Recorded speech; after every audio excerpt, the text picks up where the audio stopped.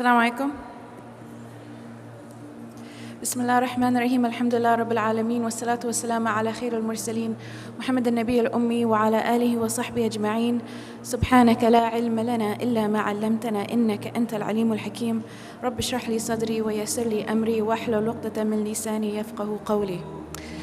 It's really nice to be with you all, and this is actually my final session, alhamdulillah. It's been a pleasure to be in New Jersey this weekend. Before I even start the talk, I just really want to thank everyone who put this together at the convention, the team, the organizers, and the shuyukh and the murabbin who mentored the organizers, everyone who put this on. May Allah subhanahu wa ta'ala reward you and increase you and preserve you. This was a really beautiful experience. Thank you.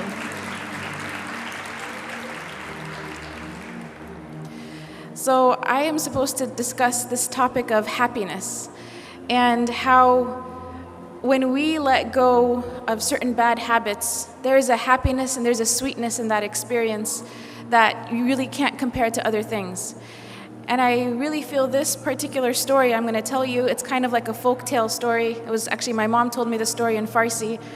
It might be a little hard to translate, but this story really, I think, provides a really nice image of what that can look like.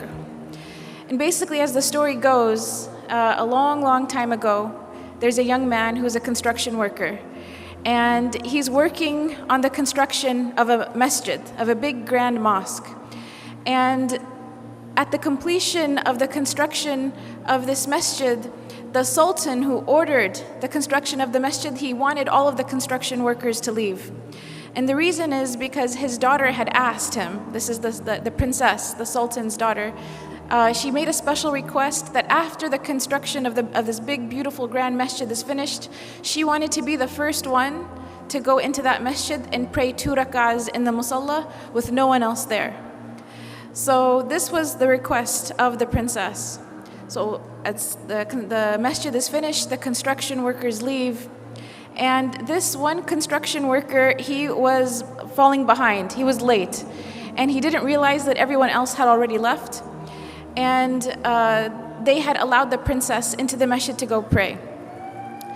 So as he's leaving, he catches a glimpse of the princess inside the musalla of the masjid praying 2 rak'ahs of nafl. And the scene was just so incredible to him. It was such an amazing scene. And he basically just fell in love with the princess. It was just a very beautiful image to him, and he fell in love with her. And it became more than that. He became infatuated with her. So when he came home, he told his mother about what had happened, and he said, "You have to go to the sultan and ask for the princess's hand in marriage."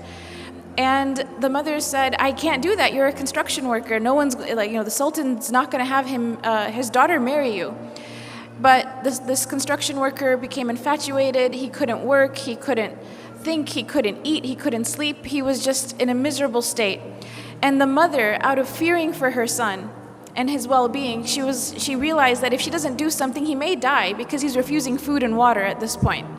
So she goes to the palace and she asks to speak to the sultan, and the guards, they turn her away. And she insists and she says, "My son is going to die. I have to talk to the sultan." So finally, they let her talk to the sultan. And she mentions the story to the sultan, and the sultan asks that she come back with the construction worker. So they come back together, and he tells the construction worker, after everyone leaves the masjid at nighttime, after Isha prayer, you have to come and pray qiyam in this masjid for 40 nights. If you come and pray qiyam in this masjid for 40 nights straight, I will let you marry my daughter. And he said, there will be someone there to make sure that you come. And if you miss a day, we'll know about it.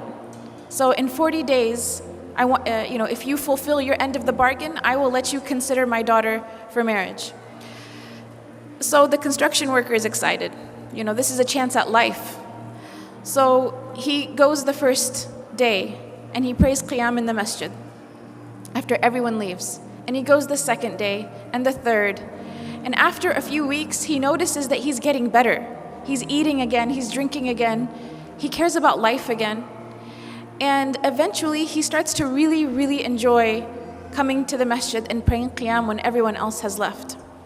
to such an extent that he starts to pray to Allah, that Allah never takes away these beautiful moments that he has with him, alone in solitude, praying to him in the night. So 40 days pass, 50 days pass, 60 days pass, 70 days pass, and eventually the Sultan asks to see the construction worker. And he says, "How come you didn't come see me? You fulfilled your end of the bargain. You prayed all 40 nights. We saw that you prayed. How come you didn't come and see me?" And the construction worker turns to the Sultan and he says, "Before I saw your daughter, my heart was empty. And the first thing of beauty that my heart was exposed to was your daughter. And that's why it grabbed onto that experience. But then after I started praying in the masjid for 40 nights, my heart witnessed a beauty that was much greater than her. My heart witnessed a beauty that it has never felt before." And he tells the Sultan, he goes on to say, "Thank you so much for offering me your daughter to consider, but I am happy where I am and I am in no need of her." And he goes on his way. And he doesn't marry the princess because he had found a love and a beauty and a happiness that was much greater than just seeing the princess that one time.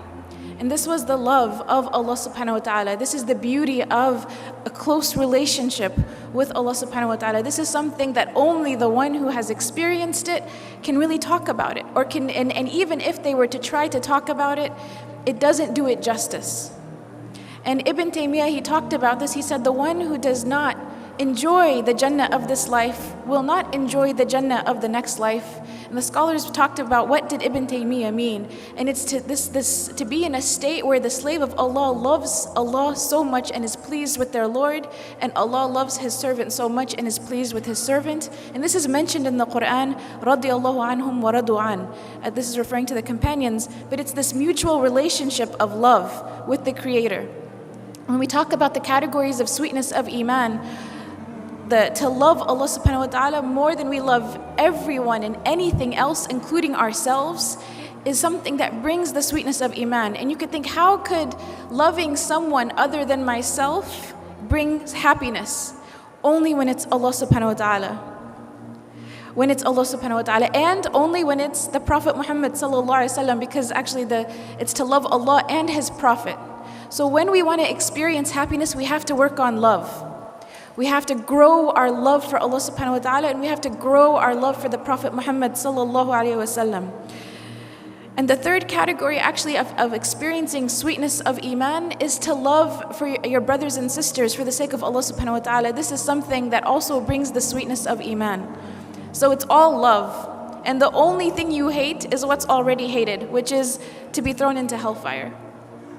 But to really experience this type of sweetness and happiness, it's a path of love. And you can't get on this path of love without some hard work. And so if we go back to the story of this construction worker, it had some components. So it didn't happen overnight. You know, remember that the Sultan, who is wise, he told him you have to do it for 40 days. We'll come back to the number 40 in a little bit. You have to do it for a certain amount of time. It has to become a habit. It has to become part of your life. And when that happens, then you can let go of either the bad habit or the material attachment. Something else that was really important in the story of the construction worker is his mother. His mother was someone who saw him in such a bad condition, and she was someone who only cared about saving her son. She was interested in his well-being. You need to have people around you that when you are turning away from the path of loving Allah subhanahu wa ta'ala, when you're turning away from the path of true happiness, there is someone who cares more about your happiness than you. You need to have that kind of person in your life that pushes you back or that tries to find a way out for you. As was mentioned earlier, having companions that push you to be better. Something to think about in terms of happiness, and I have, as usual, much more prepared than I have time for. There's from the Quran, and I won't go through the verses themselves, but the Quran talks about what are, I guess, the gifts or the blessings that come with practicing taqwa. And I use the term practicing taqwa because we hear about these things and we think it's a verb. We think it's a noun. God consciousness. So either I have God consciousness or I don't have it. If you don't have it, practice it. It's a verb. All right? So some of the things that are benefits or gifts that come with practicing, consciously, deliberately recognizing Allah subhanahu wa ta'ala and seeking His pleasure and seeking happiness from Him. These are some of the things that are the benefits according to verses in the Quran. Number 1, that you will be blessed with righteous children. Number 2, that you will have blessings that will come from above you and from below you. Number 3, that you will be given provision, rizq, and a way out of difficult circumstances. Number 4, that you get to experience the sweetness of the ma'iyah of Allah. Because Allah subhanahu wa ta'ala says that He is with the muttaqeen. So the ma'iyah, this witness, being close to Allah subhanahu wa ta'ala. Number 5, you are granted safety. Number 6, you are granted victory in your affairs. So you're thinking, what do we need victory in today? We need a lot of victory today. We need a lot of help with the different causes that we're working for. Taqwa brings that victory. Number 7, you are given a good ending. And number 8, you are given paradise itself. These are essentially, according to the Quran, these are some of the blessings or the gifts or the forms of happiness that come with having taqwa of Allah subhanahu wa ta'ala. Allah subhanahu wa ta'ala says in the Quran that إِنَّ اللَّهَ لَا يُغَيِّرُ مَا بِقَوْمٍ حَتَّى يُغَيِّرُ مَا بِأَنفُسِهِمْ, that He does not change our condition until we change what is inside ourselves. When we are looking at all of the different challenges, whether they're political or social or economic, whether they are intellectual, whether they are with our families, with our communities, there are so many different levels of difficulty. It's so hard to look, for example, online, on social media, the news can be very, very depressing. And the thing that brings peace to my heart is knowing that our way out is something doable for each and every individual in this room. I'm not waiting for someone to show up like a prince in shining armor to show up on a big white horse. That's not what I'm waiting for. I'm waiting for me to turn my heart and focus it back on Allah subhanahu wa ta'ala. And each one of us, if we make a decision to do that, our condition as an entire people will change. And this is something that when we say, do you believe in the promise of Allah? We need to believe in this promise. There's something some scholars are calling for. They say, as an ummah, we need to make a collective toba. We need to go through our diseases. We need to go through our double standards and the issues, the social ills, and we need to cleanse them out of our hearts and cleanse them out of our communities. And Allah subhanahu wa ta'ala will elevate and honor us if we are doing this as a way of turning to Him in obedience and sincerity.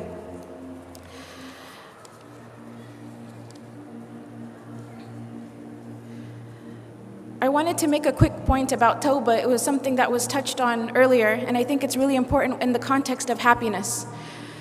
For a lot of young people, for old people, whoever we are, wherever we are in our levels of practice, tawbah is delayed.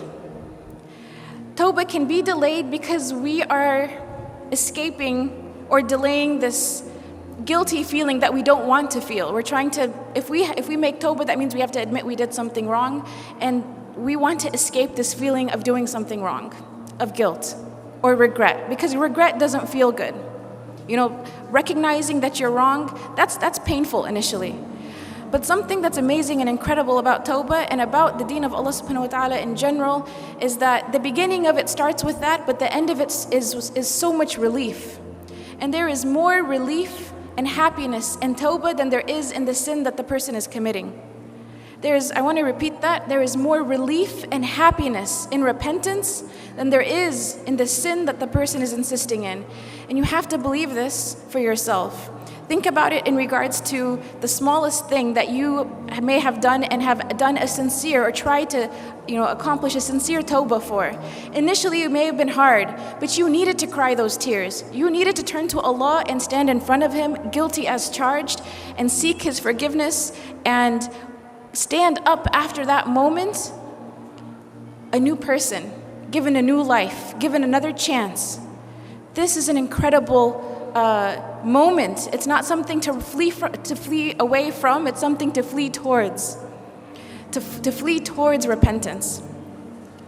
When we think about happiness is in the submission of Allah subhanahu wa ta'ala, again, it's the delaying of, we're in the culture of instant gratification. If you can be patient and allow yourself to feel certain discomforts in the path of seeking the pleasure of Allah subhanahu wa ta'ala, what is given instead of that is something that's really beautiful and amazing. Allah subhanahu wa ta'ala has two names that relate to this. His name Al-Qabidh and his name Al-Basit. And every one of us experience in our lives a certain level of qabd. Okay, so Allah subhanahu wa ta'ala will contract. Sometimes we feel a contraction on the inside of our hearts. We feel like the whole world is closing in on us, or it's a contraction of our affairs. Everything doesn't seem like it's going the way it should be. Nothing is in our control. You feel overwhelmed. This is a state of qabd. But he's also Al-Basit, and he's the one who expands everything. All of a sudden, everything flows. All of a sudden, you feel like you can run to him. You can do as many good deeds as you possibly can. You feel no hesitation in obeying him and in worshiping him the way that he should be worshipped. And we are always in a state between qabd and bast. And qabd comes with our sins necessarily, but sometimes it comes even if you're not doing those sins. Bast comes not necessarily from toba, but it can come from toba. Bast again being expansion. So when you are in a state of contraction, there's two things to keep in mind. Either I've done something that is in disobedience to Allah subhanahu wa ta'ala, or Allah subhanahu wa ta'ala is blessing me with the state of contraction so that I can feel close, so I can feel more motivated to run to him. I will up my worship to get out of the state of qabd. I will up my dua. I will increase my good deeds. And something to think about when it comes to al-bast, or expansion, is this is a state of gratitude and shukr. And when we're in this state, it's so important to attribute the happiness and the sweetness and the enjoyment of this state as being a blessing from Allah subhanahu wa ta'ala and not attributing it to ourselves. Because necessarily, if we attribute this statement of bast to some inner goodness that we have, we're better than other people, somehow we must be in this great maqam, all of these waswas that the shaitan could tell us, it will automatically turn us back to a state of contraction, because that's arrogance and it's self-righteousness. So the source of this feeling of bast is from Allah subhanahu wa ta'ala. The source of the feeling of qabd is also from Allah subhanahu wa ta'ala, and both of them are rewarded states. Both of them are states where a person can experience it and know that Allah subhanahu wa ta'ala is watching them and they can still reach for His love. And so long as you can reach for the love of Allah subhanahu wa ta'ala, you can reach for His happiness. I say this, and whatever is beneficial is from Allah subhanahu wa ta'ala, and whatever is wrong and mistaken is from myself and the shaitan. Jazakumullah khair.